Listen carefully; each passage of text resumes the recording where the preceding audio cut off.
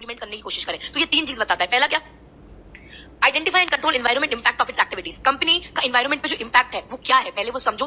Then इस साल आपको अपना ऑब्जेक्टिव क्या रखना है एनवायरमेंट इंपैक्ट कम करने के लिए, वो समझो। एंड देन आपको कंटिन्यूअसली इस चीज में लगे कैसे रहना है, कंटिन्यूअसली ऑब्जेक्टिव अचीव हो, उसके लिए आपको क्या क्या करना है वो ये बताता है। तो दूसरा, implement a systematic approach to set environmental objectives and targets and achieve them. इस साल आपके टारगेट क्या होने चाहिए, मुझे एनवायरमेंट इतना इंपैक्ट कम करना है, इतना पॉल्यूशन कम करना है, ये एंड आपको उनको अचीव कैसे करना है। So that is improve its environmental performance continually.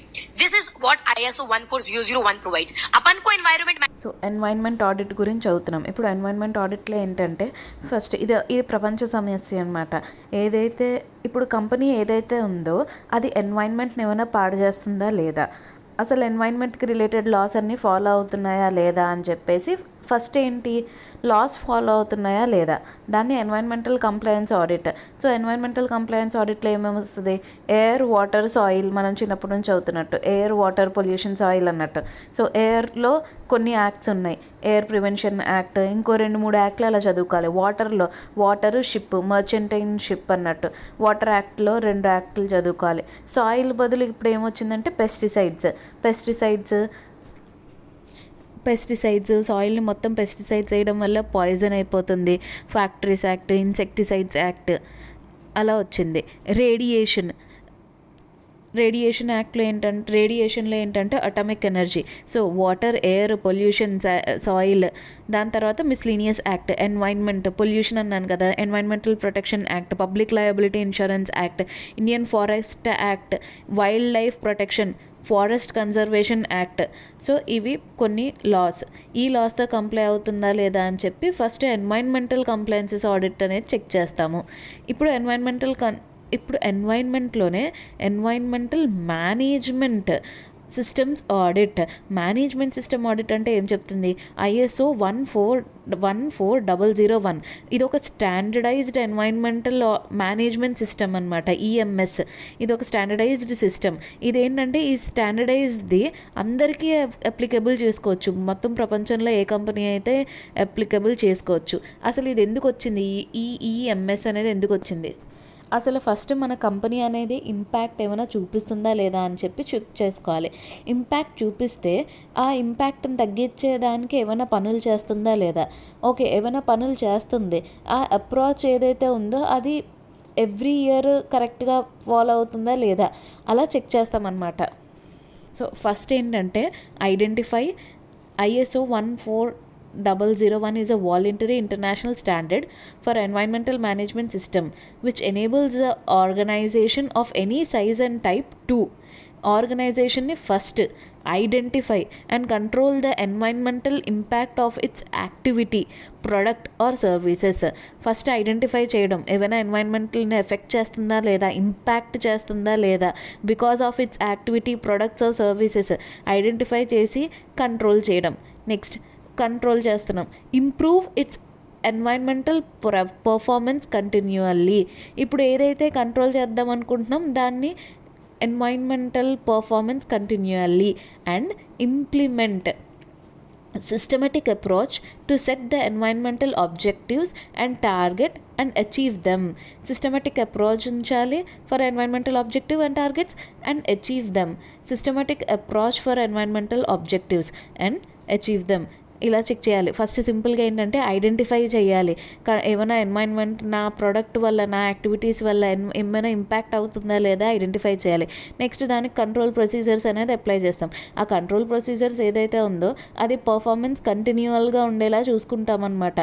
And ఏదైతే సిస్టమేటిక్ అప్రోచ్ మనం తీసుకొచ్చామో అది మన ఆబ్జెక్టివ్ని ఫుల్ఫిల్ చేస్తుందా, అండ్ ఎవ్రీ టైం సిస్టమేటిక్గా ఉండాలి, ఎవ్రీ ఇయర్ సిస్టమేటిక్గా ఉండాలి. సింపుల్గా identify, implement and then improve. Next audit process అన్నిటికీ ఒకేలా ఉంటుంది. సో ఆడిట్ ప్రాసెస్ ఏంటి, ఫస్ట్ ఎన్వైర్న్మెంటల్ గురించి, ఆర్గనైజేషన్ యొక్క ఎన్వైర్న్మెంట్ గురించి తెలుసుకోవడం. సో ఆర్గనైజేషన్ ఎలాగా, దీన్ని ప్రీ ఆడిట్ లేకపోతే ఆన్ సైట్ రివ్యూ అంటారు. సైట్ దగ్గరికి వెళ్ళి, ఆన్ సైట్ ఆఫ్ సైటో తెలీదు, ఒకసారి చెక్ చేసుకోవాలి. ఆన్ సైట్ రివ్యూ అంటారు. సైట్ దగ్గరికి వెళ్ళి ఏవైతే వాళ్ళ కంపెనీ ఎలాగుంది, ఎన్వైర్న్మెంటల్ లాస్ అన్నీ ఫాలో అవుతున్నాయా లేదా అవన్నీ చెక్ చేయడం. ఫస్ట్ థింగ్ రెగ్యులేటరీ ఫ్రేమ్వర్క్ అవన్నీ చెక్ చేయడం. నెక్స్ట్ అవన్నీ చెక్ చేశాక మనం ప్లాన్ అనేది ప్రిపేర్ చేస్తాం. ప్లాన్ అనేది ప్రిపేర్ చేశాక దూకుతాము. ఎవిడెన్సెస్, దానికి రిలేటెడ్ ఎవిడెన్సెస్ అనేది కలెక్ట్ చేస్తాము. ఆ ఎవిడెన్సెస్ ఏదైతే కలెక్ట్ చేసామో ఎవాల్యుయేట్ చేసి మనం దాని మీద కంక్లూజన్స్ డ్రా చేసి ఒక ఒపీనియన్ అనేది మన ఒపీనియన్ అనేది ఆ కంక్లూజన్ని రిపోర్ట్ లాగా ప్రిపేర్ చేస్తాము. సో ఇదే ప్రాసెస్. ఇప్పుడు check list of environmental audit. ఇప్పుడు ఈ చెక్ లిస్ట్లో ఏంటంటే ఫస్ట్ మనం చెక్ చేస్తాము ఎవరైనా ఉన్నారా అసలు ఈ ఎన్వైర్న్మెంట్, ఏమేమి ఎన్వైర్న్మెంట్లు ఎక్కడెక్కడ ఏమేమి హాని అవుతుందో అది తెలుసుకోవడానికి ఎవరైనా ఉన్నారా, ఫస్ట్ థింగ్ అది. సెకండ్, సో ఇప్పుడు ఎవరైతే అపాయింట్ చేసామో అతను అన్నీ ఐడెంటిఫై చేశాడా లేకపోతే ఏమైనా కొన్ని వదిలేశాడా? సో వీళ్ళ పాలసీ ఏదైతే ప్రిపేర్ చేస్తున్నారో వీటన్నిటిని బేస్ చేసుకుని ప్రిపేర్ చేస్తున్నారో లేదా? సో ఇది ఎన్వైర్న్మెంటల్ ఆస్పెక్ట్స్లో ఈ 3 పాయింట్స్ వచ్చినాయి. ఎన్వైర్న్మెంటల్ ఆస్పెక్ట్లో 3 పాయింట్స్ ఏంటంటే, ఫస్ట్ అసలు కంపెనీకి ఏమేమి ఎన్వైర్న్మెంటల్ యాక్టివిటీస్, అది ఎవరెవరిని హాని చేస్తుంది అది తెలుసుకోవడం. నెక్స్ట్ ఎవరో ఒకళ్ళు అపాయింట్ చేశారా, ఎవరినైనా అపాయింట్ చేశారా ఇవన్నీ తెలుసుకోవడానికి, ఎన్ని ఎన్వైర్న్మెంటల్ లాస్ని ఎఫెక్ట్ చేస్తుందో తెలుసుకోవడానికి. ఇంకా ఈ ఐడెంటిఫై చేసే అతను అసలు అన్నీ ఐడెంటిఫై చేశాడా, కొన్ని ఐడెంటిఫై చేశాడా? సరే, ఇతను ఎవడో ఒకడు పాలసీ ప్రిపేర్ చేస్తాడు. ఆ పాలసీ ప్రిపేర్ చేసేటప్పుడు వీడు ఐడెంటిఫై చేసిన వాటిల్లో అంటే అన్నిటినీ దృష్టి పెట్టుకుని పాలసీ అనేది ప్రిపేర్ చేశాడా లేదా అనేది చెక్ చేస్తాము. ఇది ఎన్వైర్న్మెంటల్ ఆస్పెక్ట్. पॉलिसी क्यों अपन एनवायरमेंट पॉलिसी इसके बाद क्यों पढ़ रहे हैं? क्योंकि अपना कंपनी का एनवायरमेंट पे क्या इम्पैक्ट पड़ रहा उसके हिसाब से अपन पॉलिसी बनाएंगे, है ना. ऑब्वियसली अपनी मर्जी से पॉलिसी बना के क्या करोगे? First you have to understand आपकी कंपनी का एनवायरमेंट पे इम्पैक्ट क्या है and then you will frame a policy. तो आपकी कंपनी से एनवायरमेंट पे क्या असर पड़ रहा आप वो समझ के एक पॉलिसी बनाओगे and then you will move ahead. तो एनवायरमेंट पॉलिसी में सबसे पहली चीज आप क्या देखोगे? क्या सारे एनवायरमेंट एस्पेक्ट कंसीडर करे गए हैं, ठीक है. देन कंपनी की एनवायरमेंट पॉलिसी क्या है, क्या ये एनवायरमेंट पॉलिसी एक्चुअली इंप्लीमेंटेबल भी है, क्या ये एनवायरमेंट पॉलिसी बना तो दी, क्या ये इंप्लीमेंट हो सकती है प्रैक्टिकली या नहीं, ठीक है. एंड तीसरी चीज आती है लीगल रिक्वायरमेंट. लीगल रिक्वायरमेंट मतलब क्या? कंपनी सारे एयर पॉल्यूशन, वाटर पॉल्यूशन वाले लॉज से कंप्लाई कर रही कि नहीं कर रही. डिफरेंट एक्ट्स के अंदर डिफरेंट परमिट्स लेने पड़ते हैं, जैसे air emission permit, water emission permit. तो क्या कंपनी के पास सारे परमिट्स एंड लाइसेंस है एंड क्या ये लाइसेंस एक्सपायर तो नहीं होगा, इनको रिन्यू कराया गया है कि नहीं, ये सब अपने को चेक करना है. सो एनवायरमेंट ऑडिट अपन लोग 2 फेजेस में करते हैं, compliance and management system. Checklist बनाते टाइम पे अपन 3 चीजें चेक करेंगे. पहला एनवायरमेंट एस्पेक्ट, दूसरा पॉलिसी एंड तीसरा is legal requirement. Now environment audit सबको क्लियर हो गया. Social audit checklist. Company has well defined policies for development of the society, specially the poor and rural people. ठीक है भाई, पढ़ते हुए आ रहे हैं. Whether on regular basis the policy scrutinise. Policy ने बना ली पर ये पॉलिसी प्रॉपरली इंप्लीमेंट हो रही है या नहीं हो रही, ये कितनी रेगुलरली चेक किया जाता है. Whether the physical and financial gaps between the needs and resources available for local development are assessed on regular interval. आपने पॉलिसी बनाई, ठीक है, आपने ये पॉलिसी कितनी बार रिव्यू करी, ये चेक करना है. ये पॉलिसी की अभी जरूरत भी है कि नहीं है, ये आपने चेक किया कि बस करे ही जा रहे हैं. आपने बोला 1 करोड़ रुपए, आपने 50 लाख रुपए डोनेट किया, तो आपने कभी चेक किया कि बाकी के 50 लाख रुपए गए कहाँ हैं? चेक किया नहीं किया, तो मतलब डेफिनेटली कंपनी में गड़बड़ है. ठीक है. Next, whether the voice of stakeholders and poor people are considered. अगर वो आपसे पूछ रहे हैं कि मुझे जानना है कि भाई आपने ये जो स्कीम बनाई है वो मेरे लिए कैसे बेनिफिशियल है, आपने उसके बदले में क्या किया, तो क्या उनकी सुनी गई है, क्या आपने उनको रिस्पॉन्ड किया या उनको टरका दिया. And last, are necessary actions taken over them. अगर आपने उस चीज को रिस्पॉन्ड नहीं किया, है तो उसके अगेंस्ट क्या एक्शन लिए गए हैं. अभी अपन लोग पढ़ के आए प्यूनिटिव एक्शन. अगर कंपनी तमीज से बिहेव नहीं कर रही तो there should be some punishment. अगर नहीं किया है तो क्या कोई पनिशमेंट दी गई है या नहीं दी गई है. समझ में आया. Now social audit CSR audit రెండు ఒకేలా అనిపిస్తాయి, కానీ రెండింటికి మధ్య డిఫరెన్స్ ఏంటి? సోషల్ ఆడిట్ అంటే ఇప్పుడు ఇది గవర్నమెంటల్ బాడీస్ మీద మోస్ట్లీ ఈ క్వశ్చన్ అనేది రిలేటబుల్ అయ్యింది. ఇప్పుడు ఏదైనా కంపెనీ అనేసరికి నేను సిఎస్ఆర్ కాకుండా వేరే సోషల్గా నేను ఇంత ఖర్చు పెడుతున్నా అని చెప్తే అది నిజంగా కరెక్టా కాదా, అది బెనిఫిషరీస్కి అందుతుందా లేదా అని చెప్పి చెక్ చేయాలన్నమాట. ఫస్ట్ ఎందుకు చేస్తారు? ఇది ఒక empowerment of the people, rural పీపుల్కి ఒక ఎంపవర్మెంట్ ఇస్తుంది అనమాట, వాయిస్ రేస్ చేసే హక్కు ఇస్తుంది. ఇప్పుడు మనం ఈ సిటీలో ఉన్న పీపుల్ అయితే ఆర్టీఐ అప్లై చేసుకోవచ్చు అనమాట. ఆర్టీఐ అప్లై చేసుకుని ఇప్పుడు ఈ స్కీమ్ అనేది ఎందుకు అప్లికబుల్ అవ్వట్లేదు అని చెప్పేసి క్వశ్చన్ రేస్ చేయొచ్చు. కానీ అదే రూరల్ పీపుల్కి యూపీలో ఎవరైతే విలేజ్లో ఉంటున్నారో వాళ్ళకి తెలుసా ఎలా రేస్ చేయాలనేది? తెలీదు. సో ఇది సోషల్ ఆడిట్ ద్వారా ఏంటంటే ఈ బెనిఫిషియరీ యొక్క వాయిస్ అవ్వచ్చు మనం. So empowerment of the people ఆ పీపుల్ ఎవరంటే రూరల్ పీపుల్ ఎవరైతే.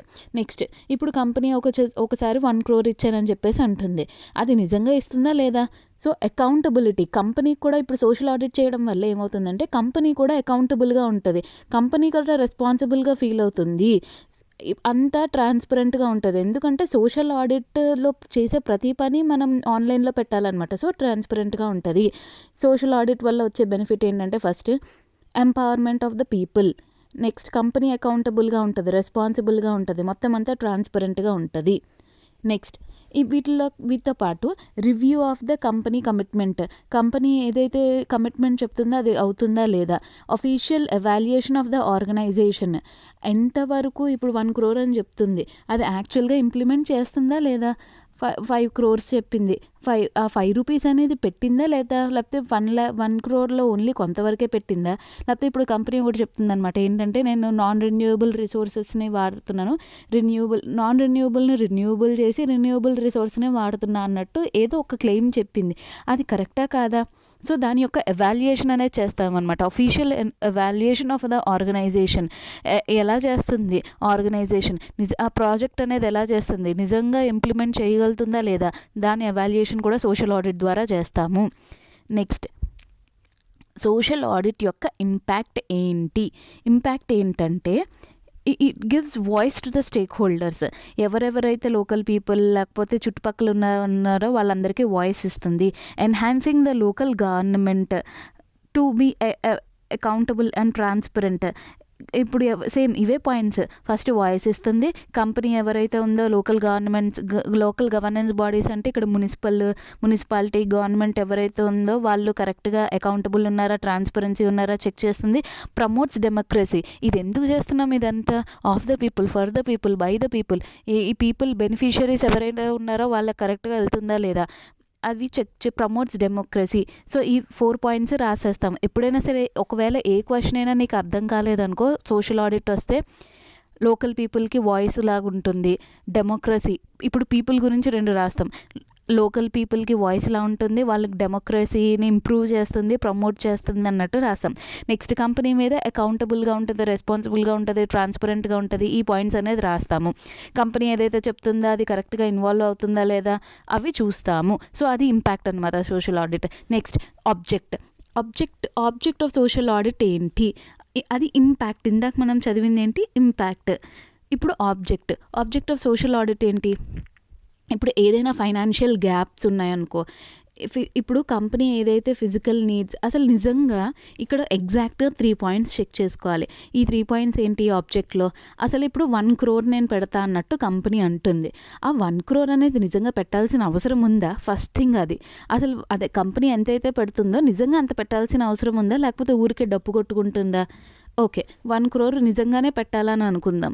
ఒకవేళ నిజంగా పెట్టినప్పుడు అది ఇంప్లిమెంట్ కరెక్ట్గా చేసిందా, 1 crore అమౌంట్ 1 crore పెట్టిందా, లేకపోతే 50 lakhs rupees డొనేట్ చేసిందా.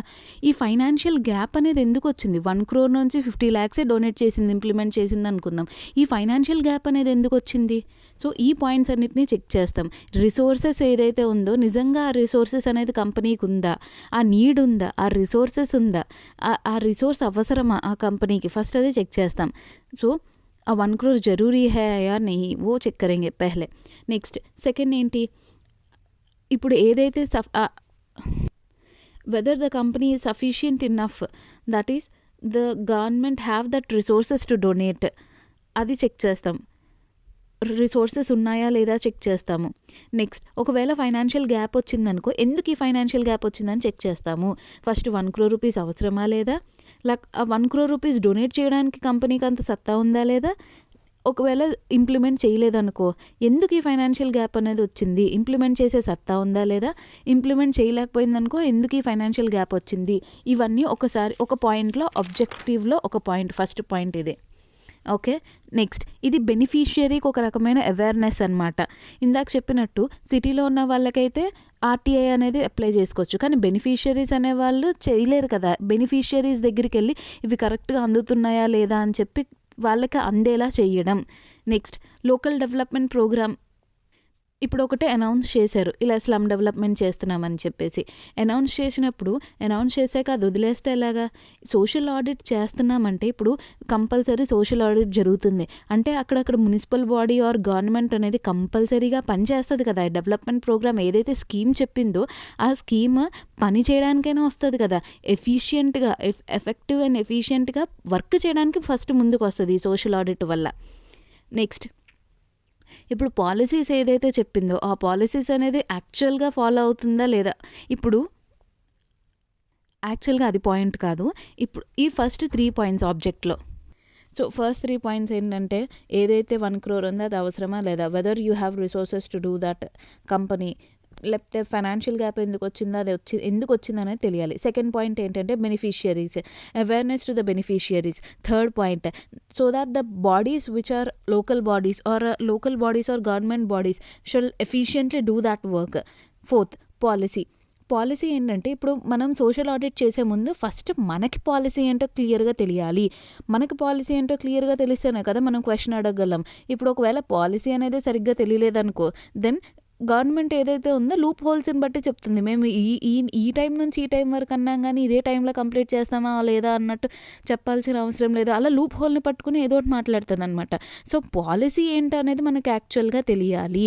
సో దట్ పాలసీస్ అనేది పర్ఫెక్ట్గా తెలిస్తే వాళ్ళు లూప్ హోల్స్ని పట్టుకుని మాట్లాడాల్సిన అవసరం లేకుండా మనం ఎదిరించగలం అనమాట.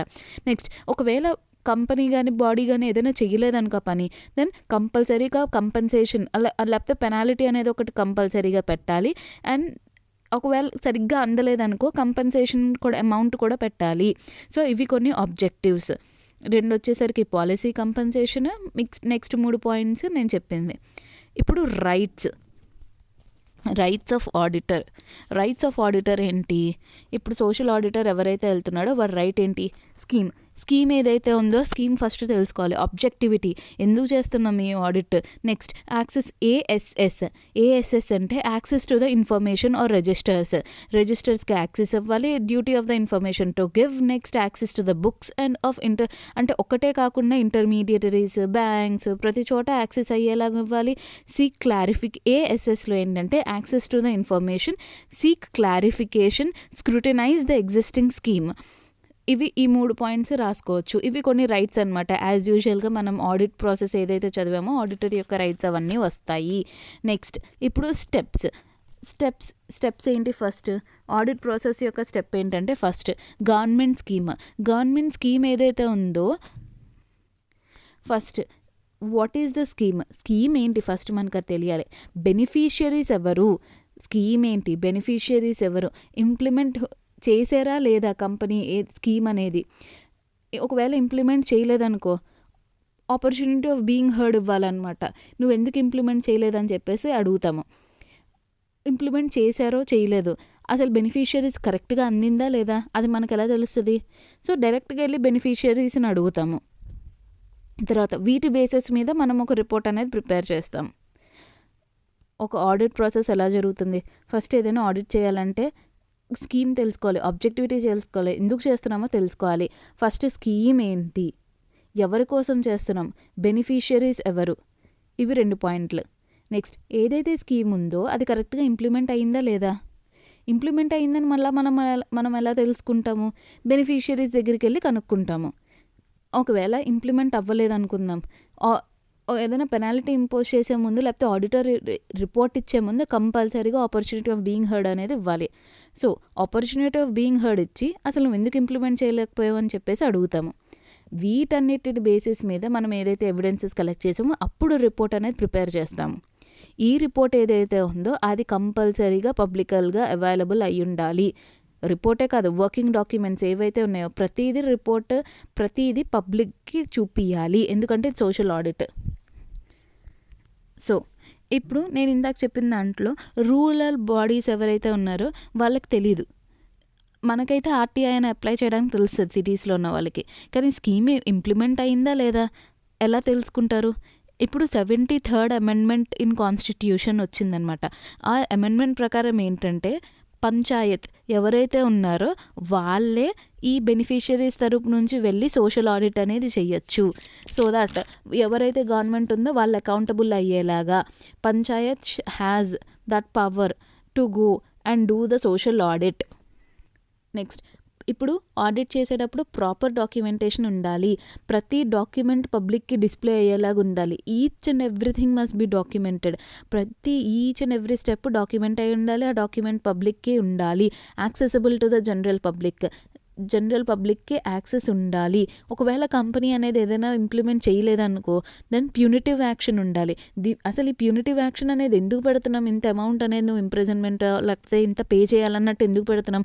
దీనివల్ల కంపెనీకి కానీ గవర్నమెంట్ బాడీస్ కానీ ఒక భయం ఉంటుంది అనమాట. సో ప్యూనిటివ్ యాక్షన్ అనేది ఉండాలి. ప్రతిదీ డాక్యుమెంట్ అయి ఉండాలి. Accessible to the general public and punitive actions అనేది ప్రతి దాంట్లో పెట్టాలి. ఇప్పుడు check list of the social audit ఏంటి? First, company policies.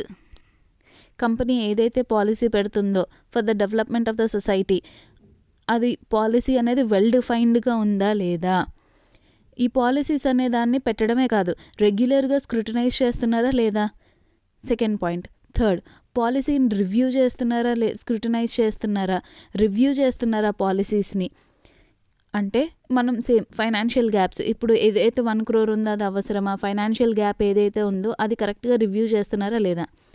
నెక్స్ట్, ఇప్పుడు ఎవరైతే అడుగుతున్నారో, ఫర్ ఎగ్జాంపుల్ ఎన్జిఓస్ ఎవరైనా అడుగుతున్నారో మీరు ఎందుకు ఇంప్లిమెంట్ చేయట్లేదు, వాళ్ళకి కంపెనీ అనేది కరెక్ట్గా ఆన్సర్ ఇస్తుందా లేదా? ఇన్ కేస్ ఆన్సర్ ఇవ్వలేదనుకో అక్కడ ఏదో జోలు ఉన్నట్టు. సో ఇది 4th point. 5th, necessary actions taken over him. Punitive actions implement చేయకపోతే ఆబ్వియస్గా ప్యూనిటివ్ యాక్షన్స్ అనేది ఉంటుంది. వెదర్ అన్నెసెసరీ యాక్షన్స్ అనేది తీసుకున్నారా తీసుకోలేదా? ఇవి కొన్ని చెక్ లిస్ట్ అనమాట. సో సింపుల్గా సోషల్ ఆడిట్ ఏంటంటే ఇవే ఇప్పుడు వరకు చదివింది. Empowerment of people, accountability, transparency, impact. ఏదైనా అడిగారు అనుకో అర్థం కాకపోతే లోకల్ పీపుల్, డెమోక్రసీ, అకౌంటబిలిటీ. ఇప్పుడు ఫారెన్సిక్ ఆడిట్ అంటే ఏంటి? ఇప్పుడు ఆర్ఓసి ఫర్ ఎగ్జాంపుల్, ఇప్పుడు ఏంటంటే ఆర్ఓసి ఒక కంపెనీ పైన నిందేస్తుంది దట్ ఈ కంపెనీ అనేది ఫ్రాడ్లో నడుస్తుంది అని చెప్పేసి నిందేస్తుంది. ఒక లాయర్ వెళ్ళాడు అనుకో, దాన్ని అది కనుక్కోవడానికి చాలా కష్టం అవుతుంది అనమాట. లాయర్ అనేటోడు నార్మల్ ఫీల్డ్ లాయర్, కానీ ఫారెన్సిక్ ఆడిట్ అంటే ఇప్పుడు ఆడిట్లో ఎలా చేయగలడు? సో ఒక ఫారెన్సిక్ ఆడిటర్ అనేవాడు అపాయింట్ అవుతాడు. వాడు లిటిగేషన్ సర్వీసెస్, ఇలాంటి సర్వీసెస్కి హెల్ప్ అవుతాడు అనమాట. ఇన్ కేస్ వాడు ఫారెన్సిక్ ఆడిట్ అనేటోడు ఆడిట్ చేసి ఆడన్నీ చెప్తాడనమాట, వెదర్ ఈ కంపెనీ అనేది ఇన్వాల్వ్ అయ్యిందా అవ్వలేదా అని చెప్పి. ఇన్ కేస్ ఇన్వాల్వ్ అయితే మేము 100% ష్యూర్ అని చెప్పేసి ఫారెన్సిక్ ఆడిటర్ ఏదైతే ఒపీనియన్ చెప్పాడో that will be as evidence కింద రికార్డ్ చేసుకోవచ్చు మనం. సరే, ఇప్పుడు ఫారెన్సిక్ ఆడిటర్ అనేటోడు ఎక్కడెక్కడ ఉపయోగపడతాడు? ఇన్వెస్టిగేషన్ చేసేటప్పుడు, ఇంకా క్రిమినల్ యాక్ట్స్, ఆర్బిట్రేషన్ ఇలాగ ఉంటాయి. సో ఆ పాయింట్స్ మేడం చెప్తారు, విను. ये सब एकदम बेसिक है, ये अपन फटाफट पढ़ लेते हैं, then will move on to the main part, that is the process of forensic audit and checklist of forensic audit. ठीक है, process of forensic audit and checklist of forensic audit. चलो, सबसे पहले फॉरेंसिक ऑडिट कौन कौन से areas में होते हैं? तो क्रिमिनल इन्वेस्टिगेशन. मैम आप मूव मत करो, ज्यादा आवाज कट रही है. ठीक है भाई, सीधे खड़े हैं. ठीक है, चलो क्रिमिनल इन्वेस्टिगेशन. ठीक है, क्रिमिनल इन्वेस्टिगेशन होती है. प्रोफेशनल नेग्लिजेंस केसेस, भाई नेग्लिजेंस हुआ किसके एंड से है ये अपने को आइडेंटिफाई करना है. We can ask for forensic auditor. Arbitration cases में फॉरेंसिक ऑडिटर आ सकते हैं. फ्रॉड इन्वेस्टिगेशन वो तो अपन सुन ही रहे. Settlement of insurance claim, insurance में बहुत भयंकर लड़ाइयां होती हैं, है ना? तो इंश्योरेंस एजेंसी सही बोल रही कि नहीं बोल रही, या फिर भाई आप बोल रहे हैं कि आपके यहाँ आग लगी थी, लेकिन आग एक्चुअली लगी कैसे है, इसके लिए आप फॉरेंसिक ऑडिटर को बुला सकते हैं इन्वेस्टिगेट करने के लिए. Dispute settlement. ठीक है, तो ये चीजें आपको याद करनी पड़ेंगी. इसको प्लीज लर्न लिख लो, उसको प्लीज लर्न लिख लो. సో ఇంకా ఇదే కాకుండా ఏరియాస్ ఏంటి? ఫర్ ఎగ్జాంపుల్ ఇప్పుడు ఒక కంపెనీలో ఉన్నాము, ఒక కంపెనీలో ఒక అసెట్ మిస్అప్రాప్రియేషన్ జరిగిందంటే కనుక్కోవడం చాలా కష్టం కదా. అందులో థౌజండ్స్ ఆఫ్ పీపుల్స్ ఉంటారు. సో ఎక్కడ మిస్అప్రాప్రియేషన్ అయింది? ఫ్రాడ్యులెంట్ ఫైనాన్షియల్ స్టేట్మెంట్స్ యొక్క ఫ్రాడ్యులెంట్ స్కీమ్. ఫర్ ఎగ్జాంపుల్ ఇందులో ఏంటంటే సత్యం స్కామ్ అండ్ అసెట్ మిస్అప్రాప్రియేషన్ ఎవరు చేశారు, అండ్ కరప్షన్. ఈ 3 పర్పస్ ఒకటి. ఫారెన్సిక్ ఆడిట్ అనేది 2 ఫేజెస్లో చేస్తాం. Investigation services. Forensic audit begins with the investigation into the affairs of the company and identifying the defects in order to deal with such defects. 2 phases: investigation services, litigation services. Litigation service అంటే while conducting the forensic audit, if any fraud is detected, it will be resolved through the legal channels. During such situations, the forensic audit give the litigation support to the advocates and their advice and consultation about the legalities of the commercial disputes are very essentials. ఇవి 2 ఫేజెస్లో జరుగుతుంది. Are done in the following areas. ఇందాక madam చెప్పినట్టు criminal investigation, professional negligent cases, ఎక్కడైనా ప్రొఫెషనల్గా నెగ్లిజెంట్గా ఉన్నారా, arbitration, fraud investigation and risk control, ఇది ఆబ్వియస్లీ జరుగుతుంది. Settlement of issuance claim and dispute settlement, ఈ 6 ఏరియాస్లో జరుగుతుంది. Next, purpose of forensic audit ఎందుకు చేస్తున్నాం? కరప్షన్ తెలుసుకోవడానికి, ఎసర్ట్ మిస్అప్రాప్రియేషన్ జరుగుతుందా లేదా తెలుసుకోవడానికి, ఫైనాన్షియల్ స్టేట్మెంట్స్ ఆఫ్ ఫ్రాడ్ తెలుసుకోవడానికి. ఇప్పుడు procedure of forensic audit investigation. First accept the investigation. Accept చేయాలంటే మన దగ్గర ప్రాపర్ స్కిల్ అండ్ పర్సన్స్ ఉన్నారా లేదా, మన దగ్గర అంత కెపాసిటీ ఉందా లేదా ఫస్ట్ చూసుకోవాలి. నెక్స్ట్, సో ఆబ్వియస్లీ ఏదైనా ఆడిట్ చేస్తున్నామంటే before accepting the investigation identify the business ఎలాగుంది, ఫ్రాడ్స్ ఏమైనా ఉన్నాయా, మన దగ్గర స్కిల్ ఉందా లేదా కండక్ట్ చేయడానికి, అలా చూసుకుని యాక్సెప్ట్ చేస్తాం. సెకండ్, నెక్స్ట్ ఏంటి, వీటిని బేస్ చేసుకునే కదా మనం ప్లాన్ చేసుకుంటాము. సో ప్లానింగ్ అనేది ఎలా జరగాలి, స్పెషల్ అటెన్షన్ ఇవ్వాలన్నమాట. ఏమైనా ఆడిట్ సిమ్టమ్స్ ఏంటి, ఇంటర్నల్ ఇండికేటర్స్ ఏంటి, దాన్ని బేస్ చేసుకుని చేస్తాం. సిమ్టమ్స్ అంటే ఏంటి? ఇప్పుడు సిమ్టమ్స్ అనగానే హర్షద్ మెహతా గుర్తుంచుకోవాలి. హర్షద్ మెహతాలో ఏమవుతుంది, బ్యాంక్తో ప్రిపేర్ చేసుకున్నారు, బ్యాంక్ వాళ్ళతో లింక్ చేసుకుని వాడి లైఫ్ స్టైల్ని ప్రమోట్ చేశారు. అక్కడ గుండుగాడు ఒకడు ఉంటాడు కదా, సో ఏం చేశాడు, ఇందులో delay remittances into the bank, delay or non preparation of bank reconciliation statement చేశాడు ఆ గుండుగాడితో. ఆడికి ఫుల్ డబ్బులు ఇచ్చాడు. Life style of promoter, directors and key employees, ఇవన్నీ కూడా మనం చెక్ చేస్తామన్నమాట. ఒక ఫారెన్ దానికి వెళ్తున్నప్పుడు, ఫారెన్సిక్ ఆడిట్ చేస్తున్నప్పుడు ఆ కంపెనీ ఏమైనా డిలే సబ్మిషన్ ఆఫ్ రిటర్న్స్ చేస్తుందా లేదా, నామ్స్ కరెక్ట్గా ఫాలో అవుతున్నాయా లేదా, కార్పొరేట్ గవర్నెన్స్ నామ్స్ అనేది ఫాలో అవ్వట్లేదు. ఇప్పుడు ఇవన్నీ సిమ్టమ్స్ కింద ఉన్నాయన్నమాట. సో సిమ్టమ్స్ కింద ఏమేమి వచ్చినాయి, కంపెనీ రిటర్న్స్ సరిగ్గా ఫైల్ చేయట్లేదు, కార్పొరేట్ గవర్నెన్స్ ఫాలో అవ్వట్లేదు. ఓకే, ఈ 2. బ్యాంక్కి రిలేటెడ్ 3 పాయింట్లు, delayed remittances into the bank, non preparation of bank reconciliation statement, life style of promoters ఎవరైతే ఉందో promoters, directors and key employees, ఇవన్నీ కూడా సిమ్టమ్స్ కింద చెక్ చేస్తాము. నెక్స్ట్, ఇంటర్నల్ ఇండికేటర్లో కూడా ఏంటి, delay in finalisation of accounts. ఇక్కడ కూడా బ్యాంక్కి రిలేటెడ్ 3 పాయింట్లు వేసుకుందాం. Delay in finalisation of accounts ఏవైతే ఉన్నాయో ఫైనలైజేషన్ డిలే చేయడం. Frequent change in the accounting పాలసీస్లో అస్తమాన చేంజ్ వస్తుంటే ఆబ్వియస్గా అది డౌటింగే కదా. Over డ్రాల్ of loans and or advances. So ఇక్కడ 3 వచ్చేసరికి ఇంచుమించు బ్యాంక్కి అకౌంట్స్కి రిలేటెడ్గా తీసుకుందాం. Delay in the finalisation of an accounting policies ఏదైతే ఉన్నాయో దాన్ని ఫ్రీక్వెంట్ చేంజెస్ చేస్తున్నారు. లోన్స్, బ్యాంక్ అంటేనే లోన్స్ ఆర్ అడ్వాన్సెస్ కదా, ఓవర్ డ్రాల్ చేయడం. సో ఈ 3 బ్యాంక్కి రిలేటెడ్. అండ్ ఇలా ఓవర్ డ్రా చేయడం వల్ల ఏమవుతుంది, కంటిన్యూయింగ్గా లాసెస్ వస్తున్నాయి. And high amount of losses or wastages shown in the books. So losses, ఇప్పుడు లాసెస్ ఎందుకు చూపిస్తుంది ఒక కంపెనీ లాసెస్ ఎందుకు చూపిస్తుంది అంటే, యూజువల్గా డివిడెంట్ ఇవ్వకూడదు అనుకున్నా సరే, లేకపోతే ఎక్స్పెన్సెస్ ఎక్కువ చూపించేసి లాసెస్ చూపించి ట్యాక్స్ పే చేయకుండా ఉండడానికి కానీ, ఇలాంటి పనులన్నీ చేయడానికి చేస్తుంది అనమాట. సో ఇవి కొన్ని ఇంటర్నల్ ఇండికేటర్స్, సిమ్టమ్స్. ఇంకోసారి, సో ఇప్పుడు ఇలాగ మనం ఎక్కడైతే సిమ్టమ్స్ అవన్నీ యూజ్ చేసుకుని, ఇప్పుడు దీన్ని బేస్ చేసుకుని మనం ఎవిడెన్సెస్ అనేది గ్యాదర్ చేస్తాము. సో ఎవిడెన్సెస్ గ్యాదర్ చేస్తున్నప్పుడు టెక్నిక్స్ యూజ్ చేస్తాం. ఏంటి టెక్నిక్స్, కామన్గా మనం చదివింది discussion and interview with the employees, analytical procedure to compare the results in the period, analytical procedure చూస్తాము, సబ్స్టాంటివ్ చెకింగ్ చేస్తాము. ఈ 3తో పాటు ఇంకొకటి ఏంటంటే స్పెషల్గా ఫారెన్సిక్ డేటా అనాలిసిస్ అంటే ఏంటి, ఇది ఒక టెక్నాలజీ. దేనికోసం ఈ టెక్నాలజీ యూజ్ చేస్తున్నాం, టు కండక్ట్ ద ఫ్రాడ్ ఇన్వెస్టిగేషన్ని కనిపెట్టడానికి ఈ ఫారెన్సిక్ డేటా అనాలిసిస్ అనేది యూజ్ చేస్తాం. It is a process by which the evidence is gathered, summarised and compared with the existing different sets of data. The aim here is to detect any default in the data and identify the patterns of such defaults to indicate the fraudulent activity. ఇక్కడ aim ఏంటి, to detect default in the data and identify the pattern of such defaults to indicate the fraudulent activity. అది forensic data గురించి చెప్తున్నారు. Reporting next as యూజువల్గా ఈ రెండు prepare చేశాక report file చేస్తాం. ఇంకా ఆబ్వియస్గా ఈ రిపోర్ట్ అనేది ఎలా ప్రిపేర్ చేసాం, ఇలాగా ఎవిడెన్సెస్ అన్నీ గ్యాదర్ చేసుకుని ఇలాగ మేము ఫైండింగ్ అవుట్ చేసాము, ఇవి సమ్మరీ ఆఫ్ ఎవిడెన్స్, ఇలా కంక్లూజన్కి వచ్చాము అండ్ ఇది చేస్తే బెటర్ అన్నట్టు చెప్పాలన్నమాట. It should indicate the trials of events and what procedures can be taken to prevent the fraud. ఈ ఫ్రాడ్ రాకుండా ఉండడానికి ఏం చేయాలనేది కూడా రాయాలి రిపోర్ట్లో. Next court proceedings. కోర్ట్ ప్రొసీడింగ్లో ఏంటంటే the last stage auditor or call to the court to submit the evidence with respect to the fraud.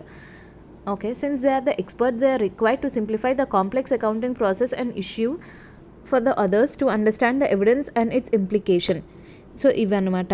ఇందులో ఏంటంటే ఫైనల్ కేటగిరీస్ అని చెప్పేసి ఉందన్నమాట. They should also be clear on the final categories of the reports which are. ఏం చెప్తుంది, first type of fraud గురించి మనం identifying the type of frauds that has been operating and how long it has been operating for and how the fraud has been concealed. ఏంటంటే type of fraud గురించి first తెలుసుకోవాలి, identify చేయాలి. First point అది. Type of fraud అంటే అది asset misappropriation, financial స్టేట్మెంట్స్లో ఏదైనా జరిగిందా, corruption base మీద, అలాగే ఏ టైప్ ఆఫ్ ఫ్రాడ్ మీద వచ్చింది అది. ఫస్ట్ ఫ్రాడ్ ఏంటనేది టైప్ ఐడెంటిఫై చేయాలి. నెక్స్ట్ ఎవరు చేశారు అనేది ఐడెంటిఫై చేయాలి. ఇక్కడ ఫస్ట్ టైప్ అయిపోయిన తర్వాత ఐడెంటిఫైయింగ్ ద ఫ్రాడ్స్టర్స్ ఇన్వాల్వ్డ్, ఎవరు ఇన్వాల్వ్ అయ్యారు ఫ్రాడ్స్టర్స్. నెక్స్ట్ ఆబ్వియస్గా ఎంత అమౌంట్ ఇన్వాల్వ్ అయ్యింది అండ్ ఆ అమౌంట్ వల్ల క్లయింట్ ఎవడైతే ఫైల్ చేశాడో క్లయింట్ వాడికి ఎంత లాస్ అయ్యింది, క్లయింట్ అనేవాడు ఎంత లాస్ అయ్యాడు. అండ్ దీని బేసిస్ మీద మనం గ్యాదరింగ్ ఆఫ్ ఎవిడెన్సెస్ యూజ్ చేస్తాం కదా. Gathering evidence to be used in the court proceedings. ఏదైతే ఎవిడెన్స్ గ్యాదర్ చేసామో అది కోర్టులో చూపించాలి.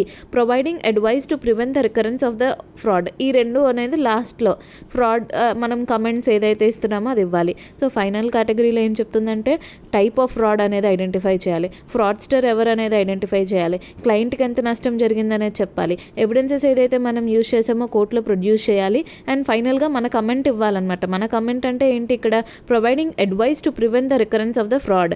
మనం అడ్వైజ్ ఇవ్వాలి, providing advice to prevent the recurrence of the fraud. So ఇదేంటి final category of report which are, ఇవన్నీ ఉండాలి ఫైనల్ కేటగిరీ ఆఫ్ రిపోర్ట్లో. Next audit report. ఆడిట్ రిపోర్ట్లో ఏమేమి ఉండాలి, ఆబ్వియస్గా మనం చదివిందే. ఆరిజిన్ ఆఫ్ ఆడిట్ యొక్క ఆబ్జెక్టివిటీ ఏంటి, risk analysis, internal control procedures కరెక్ట్గా ఫాలో అవుతున్నాయా లేదా, ప్రతిదీ ఆడిట్ ప్లాన్, ప్రాసెస్, ఎవిడెన్స్ ఎలా కలెక్ట్ చేసాము, ఇంటర్వ్యూ ఎలా చేసాము, ఫైండింగ్స్ ఎలా అనలైజ్ చేసాము, ఇవన్నీ కూడా రాస్తాము. కంక్లూషన్కి ఎలా వచ్చాము, ఈవెంట్స్ ఏమేమిటి, కాన్ఫ్లిక్ట్ ఆఫ్ ఇంట్రెస్ట్ అంటే ఇక్కడ ఏంటంటే conflict of interest, bribery, extortion, theft, fraudulent transactions, inventory frauds, misuse of asset, financial statements frauds. ఇక్కడ ఫ్రాడ్ గురించి కొంచెం ఎక్కువ రాయాలి. నెక్స్ట్ అవన్నీ అయిపోయాక మన రికమెండేషన్స్ ఏంటి అవన్నీ కూడా రాస్తాము. ఆడిట్లో చదివిని అన్నీ ఇందులో ఇంక్లూడ్ చేసేస్తాం. నెక్స్ట్ ఇప్పుడు ఏంటంటే illustrative check list on forensic audit. ఏంటి ఫారెన్సిక్ ఆడిట్లో చెక్ లిస్ట్ ఏంటి, ఫస్ట్ ఏంటంటే nature of fraud. What is the nature of fraud, అది కరప్షనా, అసెట్ మిస్అప్రాప్రియేషనా, ఫైనాన్షియల్ మేనేజ్మెంటా, అసలు నేచర్ ఆఫ్ ఫ్రాడ్ ఏంటి. ఈ ఫ్రాడ్ ఏ లెవెల్లో జరిగింది, fraud detection is at management లెవెలా, ఎంప్లాయీ లెవెలా. ఎందుకంటే ఇప్పుడు హర్షద్ మెహతాలో మేనేజ్మెంట్ లెవెల్ అయితే వేరేలా ఉంటుంది, ఎంప్లాయీ లెవెల్లో అయితే వేరేలా ఉంటుంది. రీజన్ ఏంటి, మోటివ్ బిహైండ్ ద ఫ్రాడ్. ఈ ఫ్రాడ్ చేయడానికి మోటివ్ ఏంటి, వాడు ఎందుకు ఫ్రాడ్ చేశాడు, అసలు ఈ ఫ్రాడ్ అనేది ఎలా జరిగింది. ఒకవేళ ఇంటర్నల్ చెక్స్ అనేది కరెక్ట్గా ఉందనుకో, ఒకరికొకరు కరెక్ట్గా చెక్ చేసుకుంటుంటే ఇలా జరిగేది కాదు కదా. అసలు ఎందుకు జరిగింది, how is the internal check on the transactions, cash transactions ఎలా ఉంది, ఇంటర్నల్ చెక్, ఇన్వాయిసెస్ ఎవరు రేస్ చేస్తున్నారు, అసలు who is the person responsible. ఇక్కడ ఇంటర్నల్ చెక్ ఎలా ఉందో చెక్ చేస్తాం and also who is responsible for checking. If all the things are in order, ఎవరు రెస్పాన్సిబుల్ ఉన్నారు, if all the things are in order in regular intervals, then ఆ మనిషి కనుక check చేస్తుంటే ఇలా ఫ్రాడ్ వచ్చేది కాదు కదా. ఎవరు responsible to check and whether the entries passed are properly reflected in the balance sheet without any omission. Entries ఏదైతే పాస్ చేస్తున్నారో అది కరెక్ట్గా బ్యాలెన్స్ షీట్కి వెళ్తుందా లేకపోతే ఏమైనా ఒమిట్ చేసేస్తున్నారా, ఇవన్నీ కూడా చెక్ చేస్తాము. ఫస్ట్ అసలు ఫ్రాడ్ ఏంటి, ఎలాంటి ఫ్రాడ్, నేచర్ ఆఫ్ ఫ్రాడ్ ఏంటి, ఫస్ట్ అది చెక్ చేస్తాం. నెక్స్ట్ ఏ లెవెల్లో ఫ్రాడ్ జరిగింది, ఇక్కడ ఫ్రాడ్ వచ్చేసింది ఫస్ట్. నెక్స్ట్ అది ఏ లెవెల్లో జరిగింది, ఎంప్లాయీ లెవెల్లో జరిగిందా, మేనేజ్మెంట్ లెవెల్లో జరిగిందా, దీని వెనక మోటివ్ ఏంటి, అసలు ఇది ఎలా జరిగింది. అదే ఇంటర్నల్ చెక్ అనేది కరెక్ట్గా ఉంటే జరిగేది కాదు కదా.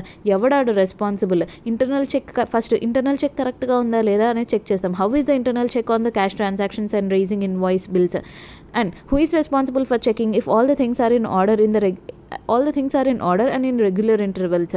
ఎవడాడు రెస్పాన్సిబుల్, అండ్ ఎంట్రీస్ ఏదైతే పాస్ చేస్తున్నారో అది ప్రాపర్గా రిఫ్లెక్ట్ అవుతుందా బ్యాలెన్స్ షీట్లో, ఏది ఎలాంటి ఒమిషన్ అనేది జరగట్లేదు కదా. సో ఈ 6 పాయింట్స్ అనేది మనం చెక్ చేస్తాము. ఇంకొకసారి ఏంటంటే నేచర్ ఆఫ్ ద ఫ్రాడ్ ఏంటి, ఎవరు రెస్పాన్సిబుల్, ఏ లెవెల్లో ఎవరు రెస్పాన్సిబుల్, ఇంటర్నల్ మోటివ్ ఏంటి వాళ్ళది. ఈ 3 ఇంటర్నల్ చెక్ అనేది నీట్గా జరుగుంటే ఇలా జరిగేది కాదు కదా. ఎవడా పర్సన్ రెస్పాన్సిబుల్, ఇంటర్నల్ చెక్ కరెక్ట్గా ఉందా, ఎవరు ఆ పర్సన్ రెస్పాన్సిబుల్, అండ్ ఎంట్రీస్ ఏదైతే చేస్తున్నారో అవి కరెక్ట్గా బ్యాలెన్స్ షీట్కి వెళ్తున్నాయా లేదా. ఇంకొకటి ఏంటంటే fraud triangle and fraud risk. Fraud triangle ఏంటంటే ఇప్పుడు ఏదైతే 3 ఫిట్ అయితేనే ఫ్రాడ్ యాంగిల్లో మనం ఇన్వెస్టిగేట్ చేయగలం. ఫస్ట్ థింగ్, హర్షద్ మెహతా స్కామ్లో గుండోడు ఎవడైతే ఉన్నాడో వాడి దగ్గర మోటివ్ ఉంది, అండ్ వాడి దగ్గర ఎబిలిటీ కూడా ఉంది, ఆ ట్రాన్సాక్షన్ చేంజ్ చేసే ఎబిలిటీ కూడా ఉంది. ఎందుకంటే వాడు అకౌంట్స్ డిపార్ట్మెంట్లో ఉన్నాడు. ఇన్ కేస్ ఎవరిదైనా సరే మోటివ్ ఉంది కానీ ఎబిలిటీ లేదు, అకౌంట్ డిపార్ట్మెంట్స్లో వచ్చే ఎబిలిటీ లేకపోతే ఈ ఫ్రాడ్ అనే ఎలిమెంట్ అనేది సెట్ అవ్వదు. అండ్ ఇప్పుడు 2 ఉన్నాయి, ఈ 2 ఉండి జస్టిఫై చేస్తుంటే ఈ 3 ట్రయాంగిల్ ఫిట్ అయితేనే ఫ్రాడ్ ట్రయాంగిల్ అవుతుంది. ఈ 3 ఉంటేనే ఫ్రాడ్ ట్రయాంగిల్ అవుతుంది. ఒకవేళ ఫ్రాడ్ ఉండి మోటివ్ లేకుండా అబిలిటీ ఉంటే మాత్రం కూడా ఫిట్ అవ్వదు, 3 అయితేనే అవుతుంది. A fraud triangle is a tool used in the forensic audit that explains the 3 interrelated elements that assist the commission of fraud. 3 interrelated elements that assist commission of fraud. ఏంటా 3 interrelated elements?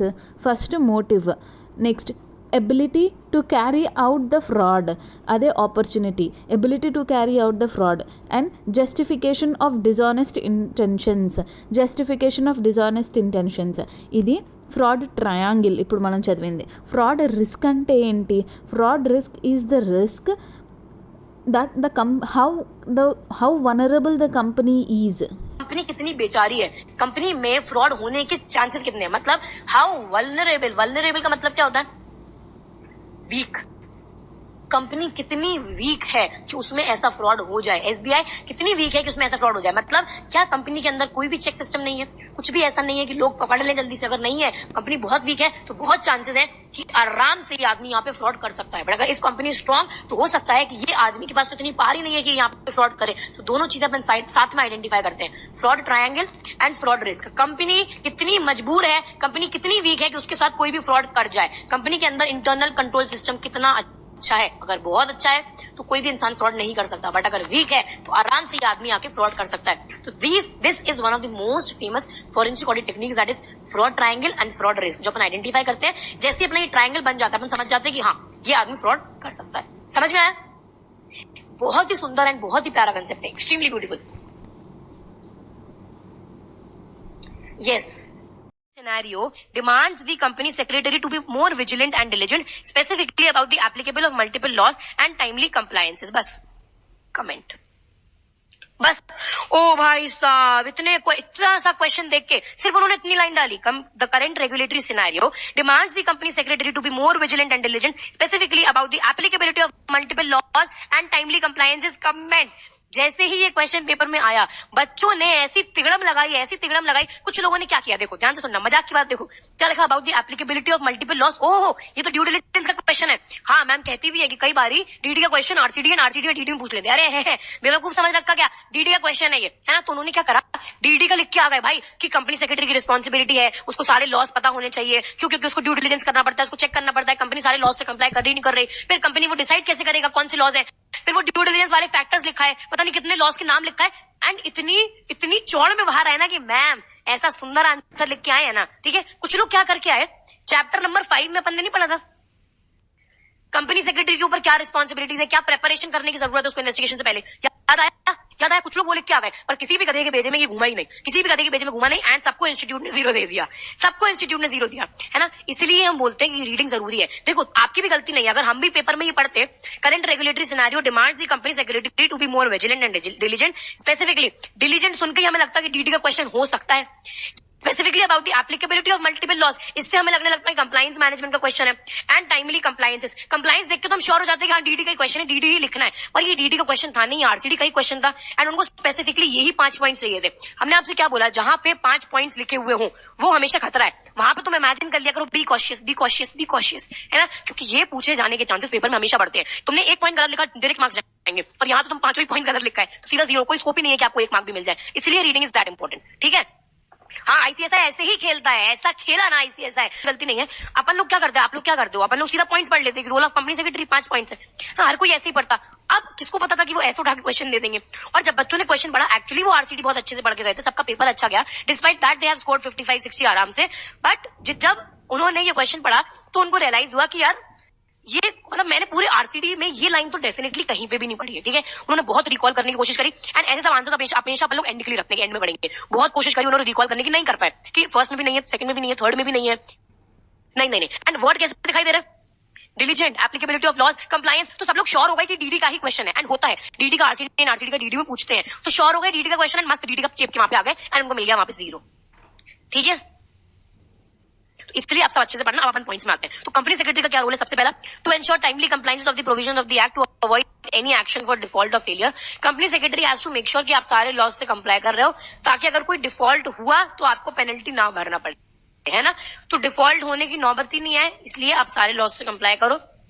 Company secretary represents दी company before ROC, RD और NCLT.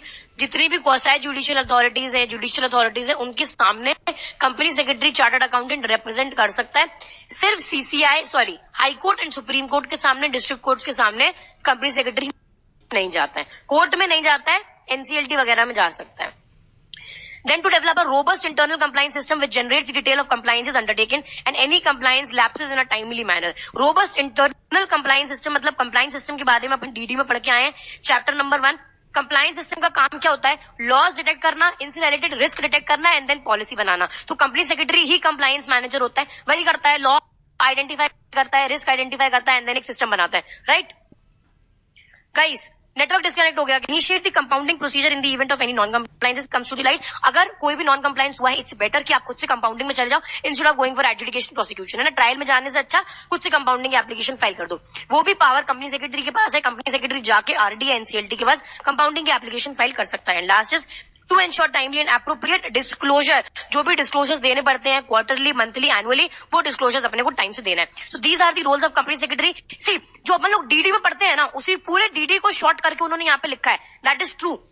अगर अपने को तुक्का भी अपन मारे हैं ना कि कंपनी सेक्रेटरी का क्या रोल होता है, कंप्लायंसेस मैनेज करने पड़ते हैं, रिप्रेजेंट करना पड़ता है, बोर्ड को गाइड करना पड़ता है, इतना भी लिखा ना तो 2-3 मार्क्स तुम्हें तो भी मिल जाएंगे, ठीक है। जितने लोग ऐसे पॉइंट लिख के उनको 2-3 मार्क्स तो भी मिलेंगे। हाँ